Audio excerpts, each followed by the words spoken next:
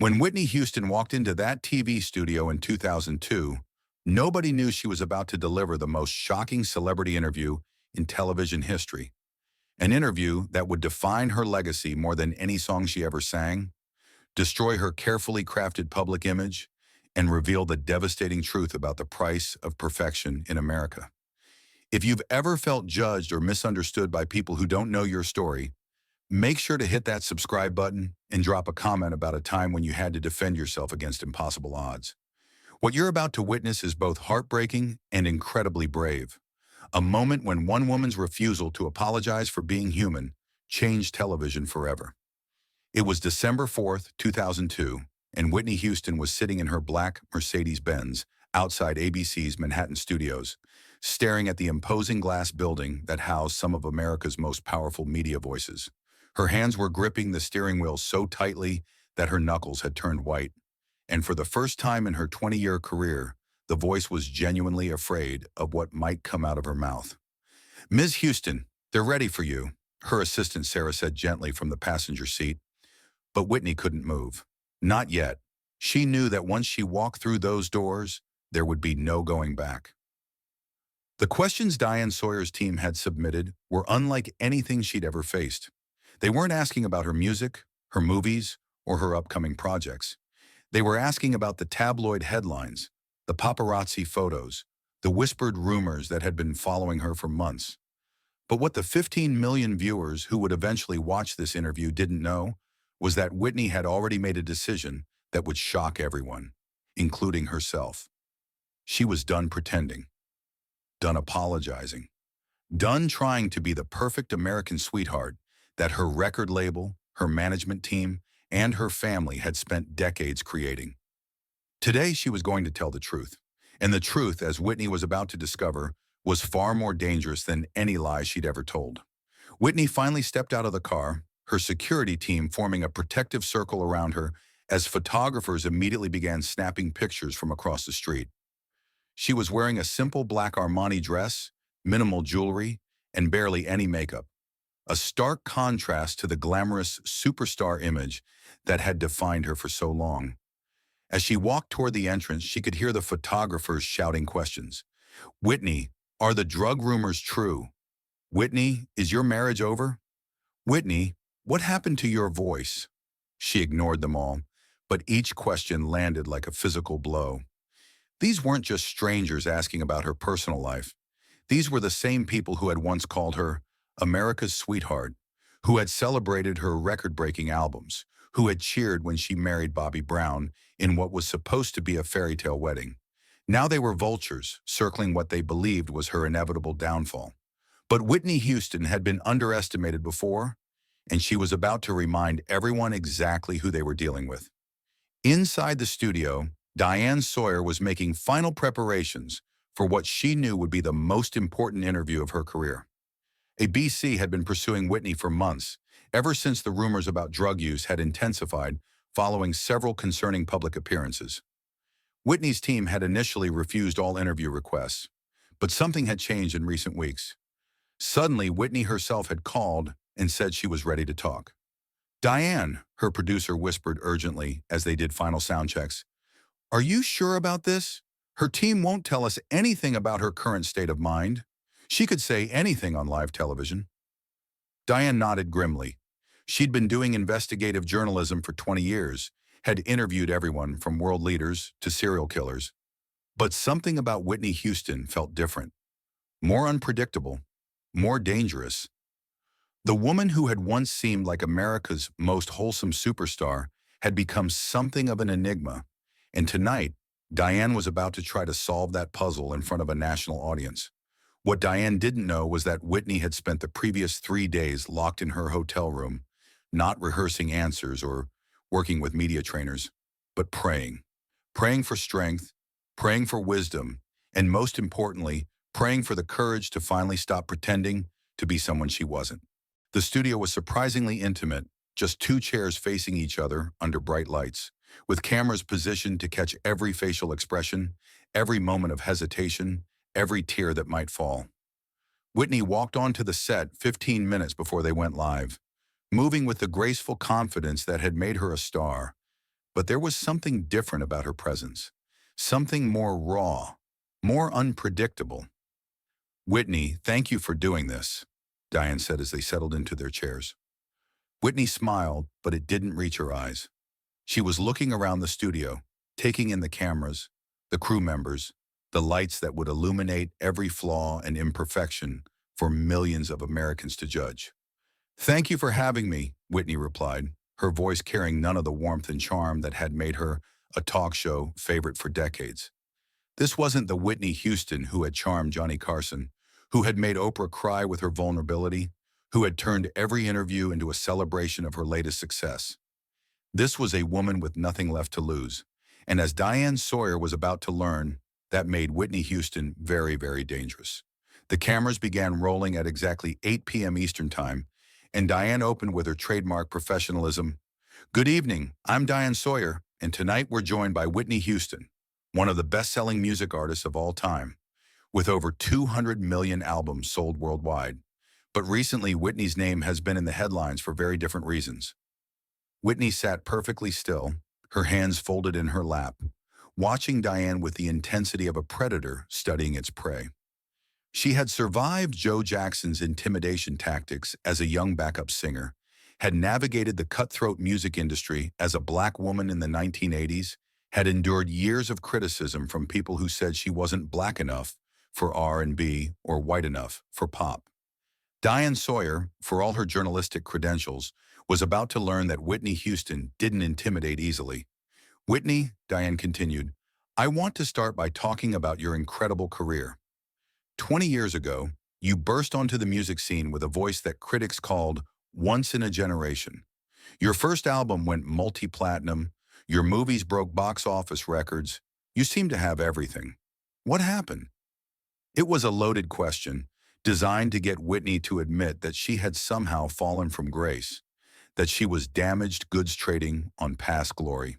But Whitney had been expecting this exact approach, and she was ready. "First of all, Diane," Whitney said, her voice taking on a strength that surprised everyone in the studio, "let's be clear about something. Nothing happened to me. I'm still here. I'm still Whitney Houston. I still have my voice, my talent, my intelligence, and my dignity. So when you ask what happened, I think what you're really asking is why I don't fit into the perfect little box that everyone wants to keep me in anymore." Diane blinked, clearly taken aback by the directness of Whitney's response. This wasn't going according to the script her team had prepared. Most celebrities who came on these interview shows, especially those dealing with scandal, were apologetic, defensive, or eager to rehabilitate their image. Whitney seemed to be doing none of those things. "Well, I think what people are concerned about," Diane tried again, "are the reports about drug use, heavy drug use. Can you address those rumors directly?" The question hung in the air like a bomb waiting to explode. In the control room, producers held their breath. Whitney's management team, watching from the green room, felt their stomachs drop. This was the moment they had all been dreading, the question that could end Whitney's career forever if she answered it wrong. But Whitney Houston had made peace with the truth years ago. She leaned forward slightly, looked directly into the camera, and delivered the words that would become legendary. "First of all, let's get one thing straight," Whitney said, her voice gaining power with each word. "Crack is cheap. I make too much money to ever smoke crack. Let's get that straight, okay? We don't do crack. We don't do that.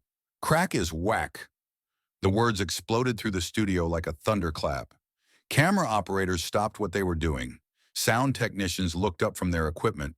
In the control room, executives frantically gestured at each other, unsure whether to cut to commercial or let this unprecedented moment continue. But Whitney wasn't finished. She was just getting started. "Now, Diane, I want to ask you something," Whitney continued, completely taking control of the interview, in a way that veteran journalists like Diane rarely experienced. "Have you ever made a mistake? Have you ever done something you regretted? Have you ever been judged for the worst moment of your life instead of the best moments?" Diane opened her mouth to respond, but Whitney held up her hand, and the gesture was so commanding, so authoritative, that the veteran journalist actually stopped talking. "Because that's what's happening to me right now," Whitney continued, her voice rising with emotion and power. I am being judged not for 20 years of music that has touched millions of people's lives, not for the movies I've made, not for the charities I've supported, not for the barriers I've broken as a Black woman in this industry. I'm being judged for my personal struggles, for my private pain, for problems that millions of Americans deal with every single day behind closed doors. The studio fell into complete silence. Diane Sawyer, who had interviewed world leaders and gotten them to reveal state secrets, found herself momentarily speechless. Whitney had just flipped the entire dynamic of the interview, turning herself from defendant into prosecutor, from victim into warrior. "You want to know about drugs?" Whitney asked, her eyes flashing with a combination of pain and defiance that was mesmerizing to watch. "Fine. Let's talk about drugs. Let's talk about the pressure that comes with being told you have to be perfect every single day of your life. Let's talk about what happens when you're a young Black woman who gets told she's too pop for R&B and too R&B for pop.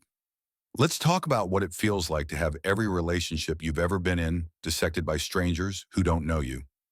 Whitney stood up from her chair, something that was absolutely not supposed to happen in a formal interview setting, and began pacing behind her seat like a caged tiger that had just discovered the door was unlocked. "Let's talk about what it feels like to be called a sellout by your own community because you sing to white audiences," she continued, her voice growing stronger and more passionate. "Let's talk about what it feels like to have people question your Blackness, your authenticity, your right to exist in the spaces you've earned through talent and hard work." Diane tried to regain control. "Whitney, I think what people want to know—" "No," Whitney cut her off, whirling around to face the camera directly. "What people want is a confession. What people want is for me to get on my knees and apologize for being human. What people want is for me to cry and beg for forgiveness for having problems that are none of their business." She walked back to her chair and sat down, but there was nothing submissive about her posture. She sat like a queen on a throne, like someone who had every right to be exactly where she was. "But I'm not going to do that," Whitney said quietly, but with such intensity that every word carried the weight of a declaration of war. "I'm not going to apologize for struggling. I'm not going to apologize for being imperfect, and I'm definitely not going to apologize for refusing to be the perfect Black princess that everyone wants me to be." The power in the room had completely shifted. Diane Sawyer, one of the most experienced interviewers in television, was now clearly the one being interviewed. Whitney had turned the tables so completely that viewers at home were forgetting they were watching a scandal-focused news program and instead witnessing something closer to a master class in self-advocacy. But Whitney still had more to say. She had been storing up these words for years, and now that the dam had burst, there was no stopping the flood. "You want to know about my marriage to Bobby Brown?" Whitney asked, anticipating Diane's next line of questioning. "Everyone wants to blame Bobby for my problems. Poor little Whitney, corrupted by the bad boy from Boston. But let me tell you something. I am a grown woman. I make my own choices. I choose who I love, I choose how I live, and I choose what I put in my body. Bobby Brown didn't make me do anything. I am responsible for my own life." The honesty was breathtaking. Most celebrities, especially those dealing with addiction scandals, blamed everyone but themselves. They blamed bad influences. They blamed the pressures of fame. They blamed childhood trauma. Whitney was taking full responsibility while simultaneously refusing to be ashamed. "But here's what I want everyone watching this to understand," Whitney continued, looking directly into the camera as if she was speaking to each viewer personally. "My struggles with drugs don't define me. They're a part of my story, but they're not the whole story. I am still the woman who sang 'I Will Always Love You.' I am still the woman who broke down barriers in the music industry. I am still a mother who loves her daughter more than life itself. I am still a daughter, a sister, a friend, a human being who deserves to be seen as more than her worst moments." Diane finally found an opening. "Whitney, when you talk about drug use, are you admitting—" "I'm admitting that I'm human," Whitney interrupted. "I'm admitting that fame and money don't protect you from pain. I'm admitting that sometimes people make choices they regret.